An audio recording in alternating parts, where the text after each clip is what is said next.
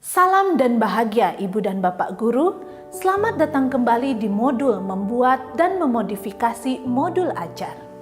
Pada materi kali ini, kita akan belajar merancang asesmen pada jenjang SMA.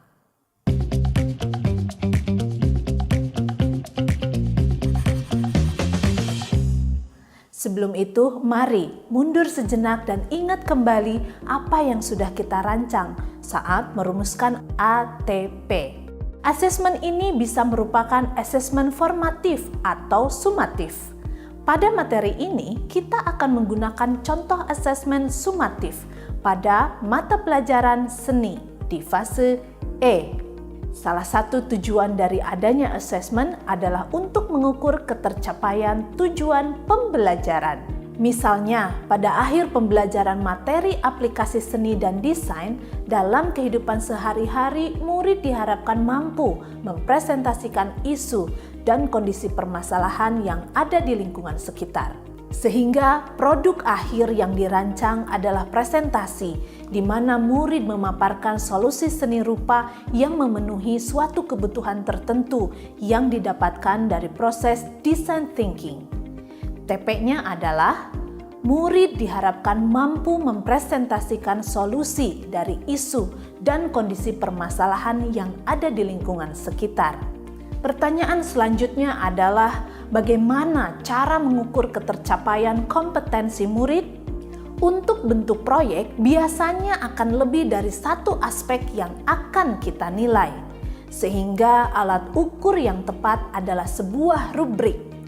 Apabila terdapat lebih dari satu tahapan yang ingin dinilai, kita dapat pula membuat lebih dari satu rubrik. Sebelum membuat rubrik, kita perlu menentukan dulu indikator yang akan kita ukur dari asesmen ini. Ibu dan Bapak Guru sudah mempelajari tentang indikator ketercapaian kompetensi pada materi sebelumnya. Sekarang, mari kita coba simulasikan cara merancang rubrik untuk menilai proses pembelajaran murid. Murid diminta berdiskusi secara berkelompok untuk menentukan solusi seni rupa untuk memenuhi kebutuhan tertentu. Indikator yang ingin kita nilai adalah murid mampu melakukan proses empati, proses definisi, dan proses ideasi. Setelah itu, mari uraikan indikator tersebut menjadi beberapa tingkat capaian. Misalnya, mahir, cakap, layak, dan berkembang. Kemudian kita tentukan seperti apa penilaian untuk masing-masing tingkat capaian. Misalnya, untuk indikator menilai bagaimana murid melakukan proses empati. Mahir jika murid melakukan seluruh tahapan proses empati dan menyampaikannya dengan jelas pada saat presentasi. Tahapan proses empati dapat diuraikan sebagai berikut. Cakap jika murid melakukan 3 dari 4 proses empati dan menyampaikannya dengan jelas pada saat presentasi. Layak jika murid melakukan 2 dari 4 proses empati dan menyampaikannya dengan jelas pada saat presentasi. Berkembang jika murid melakukan 1 dari 4 proses empati dan menyampaikannya dengan jelas pada saat presentasi. Saat membuat tingkat capaian dalam rubrik, Ibu dan Bapak Guru disarankan untuk membuat 4-5 tingkat capaian. Nama pengelompokan pun bisa diganti menjadi yang lain. Misalnya, kita bisa menggunakan baik sekali, baik, cukup, dan kurang. Penamaan tingkat capaian dibebaskan kepada guru dan sekolah masing-masing. Setelah proses empati, selanjutnya adalah murid melakukan proses definisi dan ideasi. Pertanyaan berikutnya adalah, apakah kita dapat menurunkan pula apa yang mau kita ukur saat murid melakukan kedua proses tersebut? Misalnya, pada proses definisi, murid diharapkan mampu.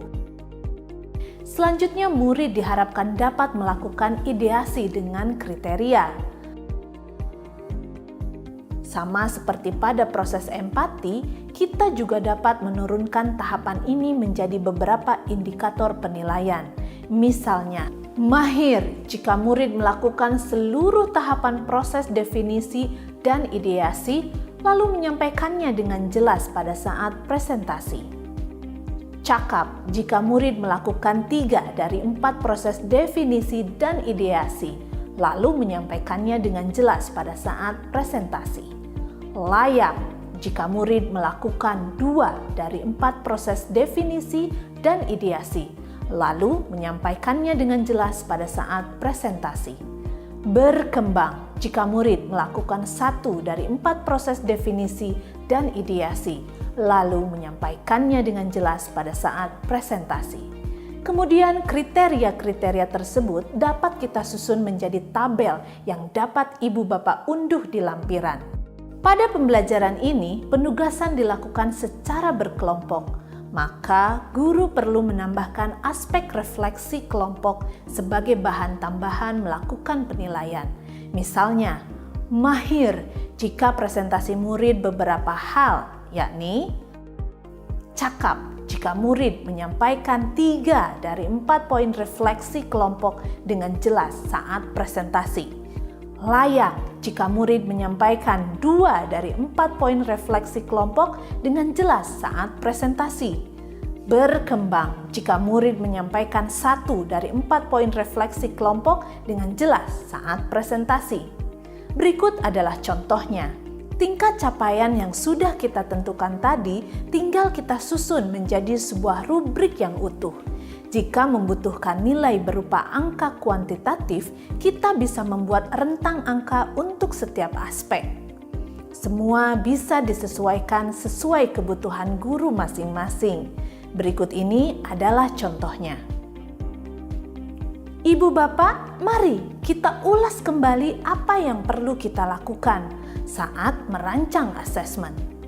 Pertama, menentukan tujuan pembelajaran yang mau diukur. Kedua, menjabarkan apa yang menjadi indikator pencapaian kompetensi. Ketiga, menentukan alat ukur yang relevan. Keempat, menyiapkan alat ukur.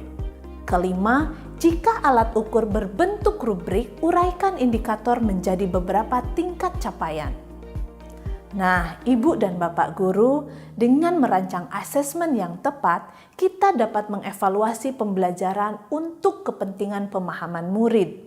Kita juga bisa menyesuaikan pembelajaran berikutnya dengan kebutuhan murid. Selamat mencoba dan terus belajar, Ibu dan Bapak Guru hebat. Salam dan bahagia.